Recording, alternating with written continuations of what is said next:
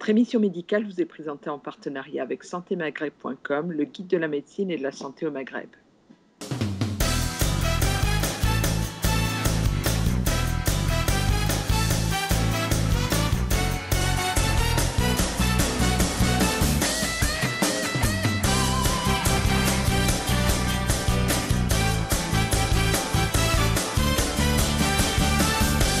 Alors, je vous propose tout de suite de retrouver le docteur Gilali Remaoun, qui est neurochirurgien en région parisienne. Jusque-là, docteur Remaoun, je ne me suis pas trompée. Non, je suis en libéral. D'accord. Alors, l'actualité médicale a mis à l'index certains sports qui étaient symboles de traumatisme, de séquelles neurologiques lourdes sur le long terme. Alors, on a parlé récemment de rugbyman. On connaît l'histoire et la fin triste de Cassius Clay. Vous pensez quoi, vous? Est-ce que finalement faire du sport c'est dangereux et de quelle manière vous conseillez de faire du sport déjà? Alors, faire du sport n'est pas dangereux. Enfin, sauf les sports dangereux comme le rugby, parfois le foot, la boxe, etc., où l'on reçoit des coups de véritables traumatismes au niveau du visage, au niveau de la colonne vertébrale, au niveau des articulations, etc. Par contre, faire du sport intensif, à la longue, se répercute sur la colonne vertébrale, qui est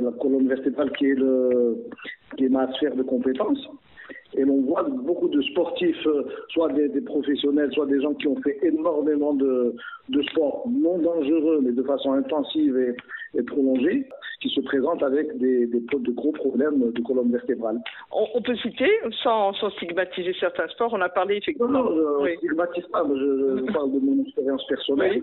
Oui. Je reçois beaucoup de patientes qui font du cheval de façon intensive, beaucoup plus que les patients.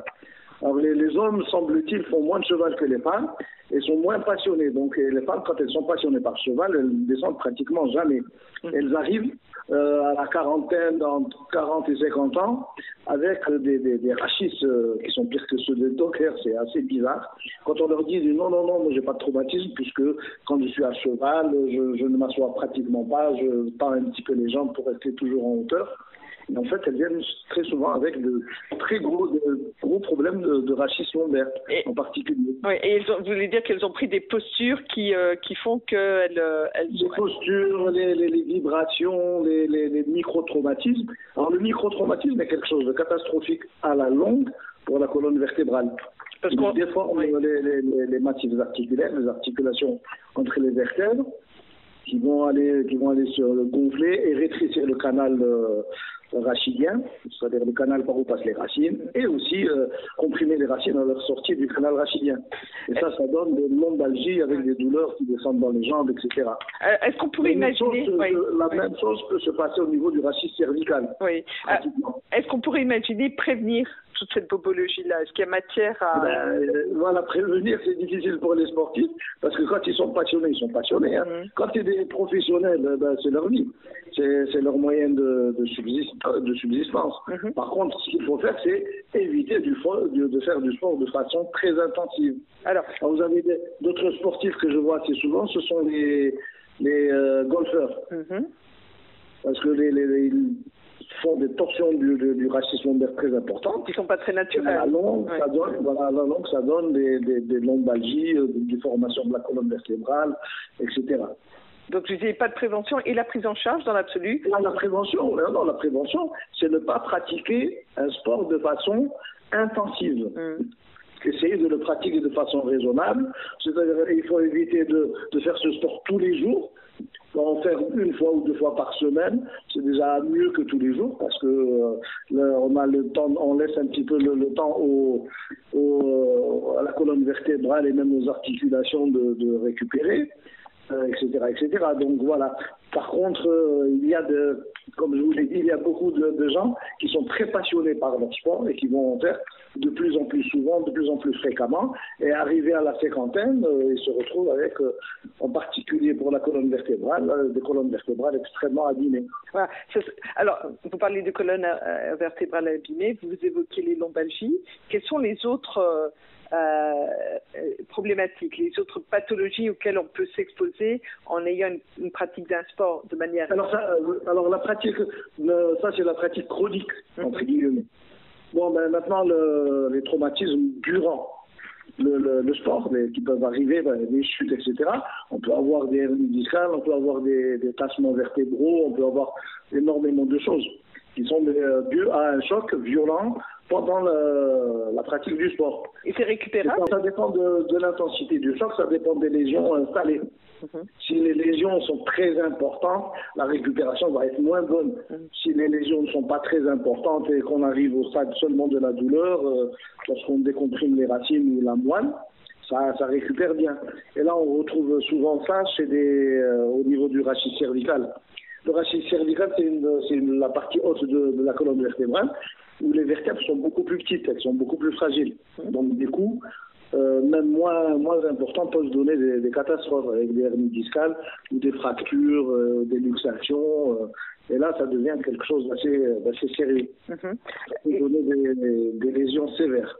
Sévères et qui peuvent avoir des conséquences assez importantes. Ils peuvent avoir des conséquences catastrophiques. Par exemple, oui, j'ai vu des gens qui jouaient au football, un coup de tête malheureux à un ballon qui allait à une vitesse probablement phénoménale, qui se retrouve avec une luxation cervicale. Et là, il faudrait opérer tout de suite pour libérer la moelle, parce que c'est la moelle qui est comprimée à ce moment-là. Un exemple entre autres, on a des gens qui plongent dans des piscines ou qui ne sont pas très interdite, voilà, qui font des sauts de cartes, etc. Même au niveau de la mer, de la plage, et qui se cognent la tête contre le sable et qui finissent avec une tétraplégie à cause d'une luxation du rachis cervical. Ça, j'en ai vu aussi énormément. Oui. Il ne faut pas confondre plaisir d'été, effectivement. Voilà, il faut être prudent. Le sport, c'est quelque chose, c'est un plaisir qui doit rester un plaisir. Pas devenir ensuite l'origine d'une catastrophe physique qui peut être... jusqu'à mortel, qui peut être gravifique, très invalidante. D'ailleurs, on se met, quel que soit l'âge qu'on ait été un sportif depuis son plus jeune âge ou qu'on décide à 40 ou 50 ans de se remettre au sport, on ne le fait pas sans préalablement passer par le cabinet de son médecin généraliste ou son médecin de préférence, oui. Et de préférence. Le médecin généraliste devrait faire un petit examen radiologique pour voir un petit peu l'état des articulations de la colonne vertébrale, voir s'il n'y a pas de contre-indication à tel sport ou à tel autre sport. Si quelqu'un a des gros problèmes lombaires, il est évident qu'il faut qu'il évite les traumatismes, qu'il évite les chocs, donc jouer au foot, etc., c'est pas bon. Faire du golf, c'est pas bon non plus, parce qu'il risque d'aggraver la situation. Par contre, nager, c'est un sport qui n'endommage pas la colonne vertébrale. Ça, c'est quelque chose qui est admis pratiquement par tout le monde. Et c'est une très bonne rééducation en plus pour les gens qui ont des problèmes des problèmes vertébraux, dans la mesure où cette rééducation se fait presque en apesanteur. Alors, pas la pression. De son poids. Et d'ailleurs, vous évoquiez la question de rééducation. Depuis quelques années, on voit, peut-être à l'instar justement des sportifs dont on parle aujourd'hui, des hordes de kinés ou d'ostéopathes, effectivement, entourer nos sportifs, connus ou moins connus, et puis même nous, en tant que sportifs du dimanche, on sollicite très régulièrement, entre autres, les ostéopathes. Vous pensez quoi? Vous avez un avis sur le... Non, je ne donnerai pas d'avis sur l'ostéopathe parce que je ne connais pas très bien son rôle. Oui. Je n'irai pas jusqu'à dire qu'il n'est pas inscrit sur un ordre, etc. Mais personnellement, je ne sais pas. Le kiné, oui. Je sais qu'il fait de la rééducation, je sais quels sont ses objectifs et comment il travaille. Il est important quand même, il faut être vigilant dans le choix de son ostéopathe si on a recours à... Absolument. Il faut être vigilant chaque fois qu'on voit quelqu'un pour se faire soigner. Il faut essayer d'avoir tous les éléments en main pour savoir s'il est très bon, il n'est pas bon, s'il est bon dans cette spécialité ou pas, s'il a l'habitude d'exercer, de faire tel geste, etc. Oui, tout comme vous l'évoquiez tout à l'heure. À tout le monde pour qu'il n'y ait pas d'erreur, pour qu'il n'y ait pas de... Oui, choisir son praticien plus juste. Comme vous le disiez, docteur Emaoun, au début de cette interview, vous précisez que vous êtes neurochirurgien, mais effectivement, dans la neurochirurgie, il y a une foultitude de spécificités, de spécialités. Voilà. Et chacun développe une sphère de compétences plus qu'une autre, etc. Et là, il faut toujours se renseigner auprès du neurochirurgien. Quand on va pour faire du racisme, j'ai des confrères qui sont à la Salpêtrière, par exemple, qui ne font pas de racisme. Ils font que le cerveau, que le crâne. Ils sont neurochirurgiens, bon, ils savent faire le racisme, mais ils ne le font pas parce qu'ils se sont plus attelés au problème du cerveau qu'à autre chose. D'autres font plutôt du racisme de la colonne vertébrale et peu de crâne, ainsi de suite. Donc c'est pour vous dire que il faut toujours essayer de se renseigner sur les sphères de compétences du chirurgien ou du neurochirurgien qu'on voit. Oui, surtout qu'on vous évoquait le fait que c'est quand même des chirurgies qui restent quand même assez délicates malgré tout. Oui, c'est une chirurgie très délicate, c'est une chirurgie où il faut une bonne, comme on dit, de la bouteille pour pouvoir avoir de bons résultats. Et bon, voilà. Mais bon, comme dans toutes les spécialités, il y a des très bons, il y a des bons, il y a des moins bons, des mauvais. Hein. Ce n'est un secret pour personne. Oui, c'est clair. Donc, comme je faisais la remarque tout à l'heure sur le bon choix de son ostéopathe, on sera force de recommandation pour bien choisir son neurochirurgien. Par contre, ici en France, le neurochirurgien est obligatoirement, quand il est surtout dans le libéral, il est inscrit au Conseil de l'ordre, donc il est connu, etc. On évoquait donc le fait que ce soit des chirurgies lourdes. Depuis que vous exercez, depuis pas tout à fait 30 ans, une petite 30 années depuis très longtemps. Je vous vieillis. Est-ce que les pathologies que vous preniez en charge au début de votre exercice ont changé ou évolué? Ça évolue. Alors, je vais vous dire, quand j'ai commencé plus jeune, on voyait par exemple, en ce qui concerne le racisme lombaire, beaucoup plus de hernie discale. Ou de canaux lombaires étroits. Et maintenant, de plus en plus, on voit des discopathies avec des lombalgies. Les discopathies, c'est quoi? Ce sont les disques qui sont abîmés pour une raison ou pour une autre, soit par un traumatisme violent, soit surtout par des micro-traumatismes, mais de façon chronique. Et qui donnent des douleurs au niveau du dos, du bas du dos, très importantes quand on se lève, quand on s'assoit, quand on sort du lit, quand on fait des mouvements. Et en fait, ça, c'est dû à une instabilité qui est due à ces discopathies. Mais on en voit de plus en plus. Moi, j'en vois énormément. Et le profil de vos patients, est-ce que ce sont des patients qui sont plus jeunes? Non, c'est de tout âge. D'accord. Alors, ces discopathies, souvent, sont liées à la profession, souvent liées au poids. Les gens qui ont énormément de surpoids en font probablement plus que ceux qui ne sont pas en surpoids. Ils sont liés aussi à l'utilisation abusive de la voiture, du véhicule. On ne marche plus, on est sédentarisé, on est tout le temps dans une voiture. Les vibrations, lorsqu'on roule, se répercutent aussi sur la colonne vertébrale et sur les disques, qui sont les amortisseurs. Quand les disques sont de véritables amortisseurs de la colonne vertébrale, quand ils sont traumatisés, ils se déshydratent, ils se dégonflent et ils ne jouent plus leur rôle d'amortisseur. Et ça donne cette instabilité avec la douleur. Alors, et avec cette douleur, avec cette pathologie, qu'est-ce qui va se passer? Et bien, comme pour les sportifs, les massifs articulaires vont s'arthroser et vont gonfler et comprimer le canal, comprimer les racines, ainsi de suite, etc. Avec des douleurs dans les jambes. Mais ça, on en voit de plus en plus. Oui. Et quelle part, éventuellement, si on peut s'autoriser juste un des rares chiffres qu'on a évoqué au cours de cette interview, la part de sportifs sur cette patientèle que vous voyez aujourd'hui? Des sportifs? Oui. Bon, elle n'est pas très importante, mais elle n'est pas très importante. Moi, je dirais les sportifs qui sont opérés. Mais disons, il faut voir la part des sportifs chroniques dans la population. Combien sont-ils? Je ne sais pas, mais ils ne doivent pas être extrêmement nombreux. Par contre, la part dans ce qui est, il faudrait considérer entre 1 et 5% des patients opérés viennent parce que des activités sportives exagérées, abusives, chroniques, etc., les ont amenés à des problèmes vertébraux. La majorité des cas, c'est beaucoup plus les problèmes professionnels. Vous évoquiez il y a quelques minutes la question des hernies discales. Je ne sais pas si vous me répondrez ou pas. Vous êtes pour ou contre l'intervention chirurgicale sur les hernies discales? Ben ça dépend. Il y a une polémique là-dessus, voilà. Oui. Non, il ne devrait pas y avoir de polémique. C'est très simple, ce que nous avons appris toujours et qui est toujours valable.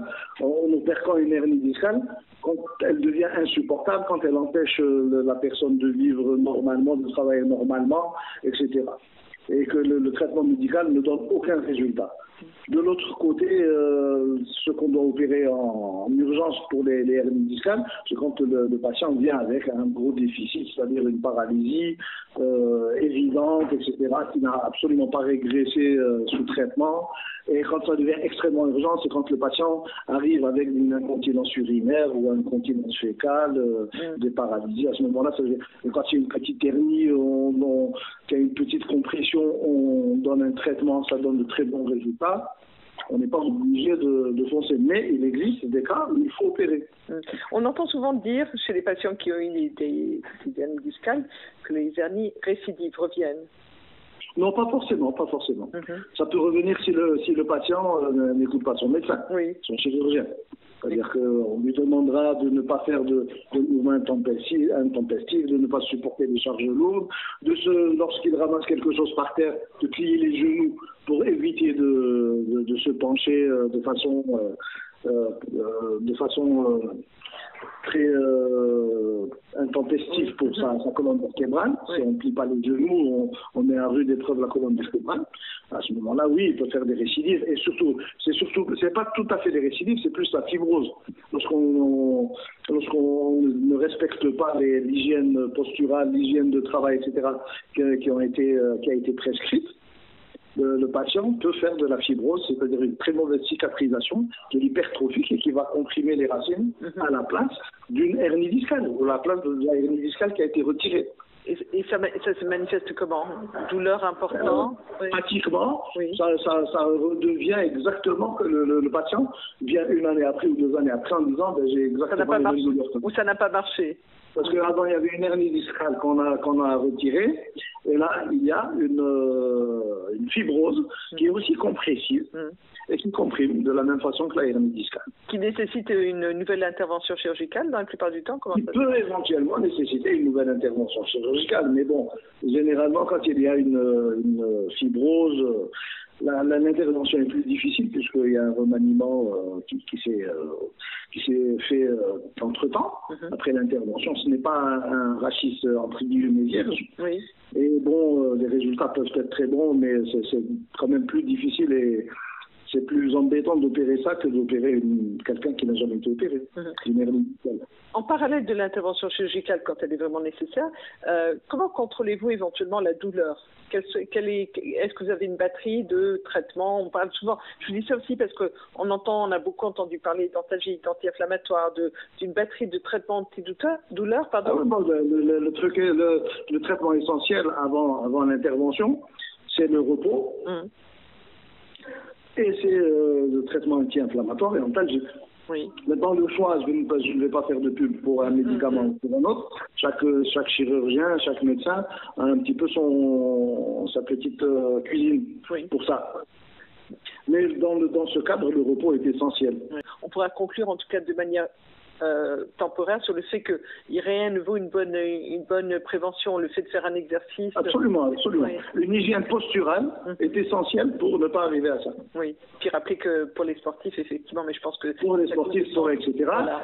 Et aussi éviter le surpoids. Le surpoids est très générateur d'arthrose vertébrale et de chirurgie. Oui.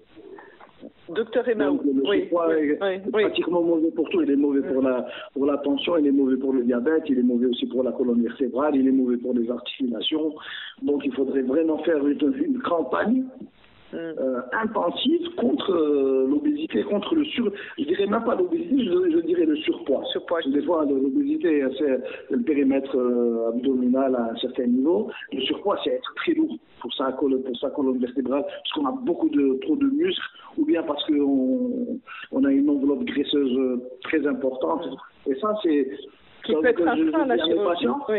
Vous avez 25 kilos de plus, vous avez mal au dos parce que ça fait 10 ans que vous portez un sac de 25 kilos toute la journée. Et du coup, ils comprennent très bien. Oui. Et du coup, souvent, vous disiez... Ça fait mal quand on porte. Imaginez-vous porter un sac de 15 kilos. Allez, bon, on ne va pas aller jusqu'à 25. Toute la journée, ça vous fait mal, alors toute l'année. Et vous évoquiez, je crois, un peu plus tôt qu'il n'est pas rare que vous demandiez, avant l'intervention chirurgicale, vous demandiez à vos patients de perdre du poids avant. Ah oui, absolument, oui. Quand ce n'est pas urgent, je demande une perte de poids aux patients, régime, etc. Quand c'est des patients qui viennent vraiment obèses avec un surpoids très important, je peux les envoyer même chez les chirurgiens bariatriques. Il y a eu quelques cas où le chirurgien bariatrique a réglé le problème de la colonne vertébrale en faisant perdre 40 kilos ou 45 kilos aux patients. Ce qui fait que vraiment l'impact du surpoids est très important sur la colonne vertébrale. Et on sait combien l'inactivité, la sédentarité menace la sédentarité, c'est la pire des choses qui puisse arriver à l'homme. Je crois que du point de vue physiologique, historique, on n'est pas fait pour être sédentaire, on est fait pour marcher, pour aller loin, pour bouger, mais pas en voiture. Et donc maintenant, la sédentarité, en bougeant en voiture, on est sédentaire dans sa voiture pendant 4 heures ou 5 heures. C'est la pire chose qui puisse arriver parce que non seulement on est assis, et c'est une position qui n'est pas terrible pour l'homme, et ensuite on a les vibrations qui vont provoquer des micro-traumatismes sur la colonne vertébrale et tout le cycle que j'ai cité un petit peu avant.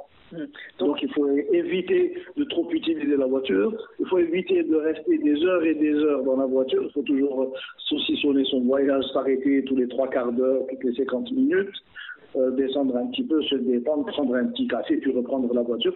Ça endommage moins la colonne vertébrale quand on fait des trajets plus courts. Oui, on a des activités souvent de plus en plus sédentaires, ne pas hésiter par exemple à se lever régulièrement, à se lever de son bureau, marcher. Ah oui, absolument, il ne faut pas rester. La position assise provoque des gros problèmes de discopathie et d'arthrose.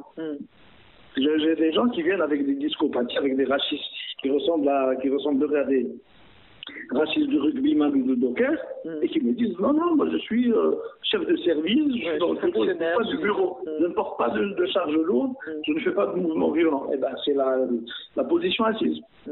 Si on pouvait, en termes de conclusion, si vous voulez bien, docteur Emaout, nous donner quelques conseils pratiques qui coulent de sens et qu'on va rappeler. Faire du sport, oui. Faire du sport, oui, mais pas de façon intensive et de façon violente. Choisir son sport. Choisir le sport qui convient bien, l'équipement adéquat. Oui. Alors, par exemple, j'opère j'ai des patients qui ont des problèmes de rachis cervical. Je leur demande de faire de la natation, mais avec un masque et un tuba pour éviter de tourner la tête quand ils nagent. Parce que le fait de tourner la tête tout le temps comme ça donne de l'arthrose aussi. Par exemple, c'est un exemple tout simple. Il faut qu'ils évitent le surpoids et la sédentarité. Voilà. Et du coup, hormis le bonheur de vous avoir eu en interview aujourd'hui par téléphone, on n'aura pas besoin d'aller vous consulter. Voilà. Si vous faites ça, moi je crève de faim, j'ai plus de boulot. Non mais j'opère de temps en temps aussi des crânes, donc ça va.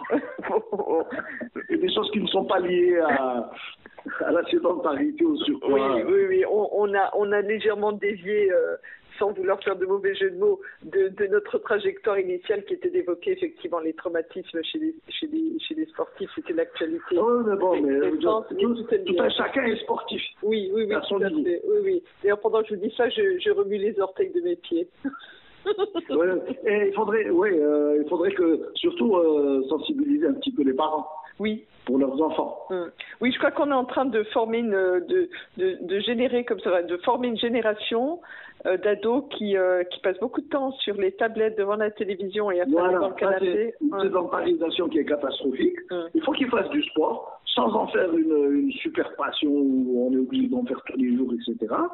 Et il faut qu'ils évitent d'aller au McDo tout le temps, de rester assis devant la télé pendant des heures et des heures, de rester de pianoter sur la tablette pendant des heures, parce que quand on pianote, on marche pas, on est assis. Et on ne prend pas compte du temps passé.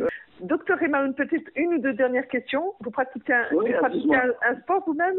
Ah oui, je fais un petit peu de natation. Et je fais un petit peu de gymnastique. Oui. Non, mais je vous taquine. Non, mais parce que je vous taquine, parce que c'est bien d'être fort de conseils, mais... Non, je n'ai jamais arrêté de faire du sport. Mais seulement c'est raisonnable. De toute façon, ma profession, je suis en salle deux fois par semaine à peu près, puis à la piscine 1 à 2 fois par semaine quand je peux. La piscine, bon, j'y vais gentiment, doucement, tranquillement, juste pour garder un petit peu la forme, pour garder de la musculature. Et ce que je voulais ajouter aussi, il faut en perdant un petit peu il faut lutter contre le surpoids et surtout bien se muscler de façon correcte le dos. Et là, il faut demander à des kinés, etc. Parce que les dos qui n'ont pas de musculature sont plus fragiles que les autres. Sont endommageables plus rapidement que ceux qui sont musclés. Oui. Et puis, je rappellerai, toujours sous contrôle médical, on peut faire du sport quel que soit l'âge. J'en veux pour preuve ma maman. Ah oui, voilà, quel que soit l'âge, bon, on adapte. En étant sain du point de vue des poumons, du cœur, etc. Voilà, on le rappelle. On le rappelle. Il faudrait toujours consulter un médecin avant de pratiquer un sport. Voilà, on se remet pas à 50 ans parce que des bonnes résolutions nous guettent. On se remet pas à une pratique du sport. On va pas courir le marathon du jour au lendemain. Ah non, il faut être raisonnable. En tout cas, merci beaucoup, docteur. Merci en tout cas de nous avoir donné votre avis aujourd'hui sur comment bien faire du sport, éviter les traumatismes, non seulement chez les grands sportifs, mais chez tout un chacun. On aura l'occasion effectivement de se retrouver pour une prochaine interview. Merci beaucoup, docteur Remaoun. Je vous en prie.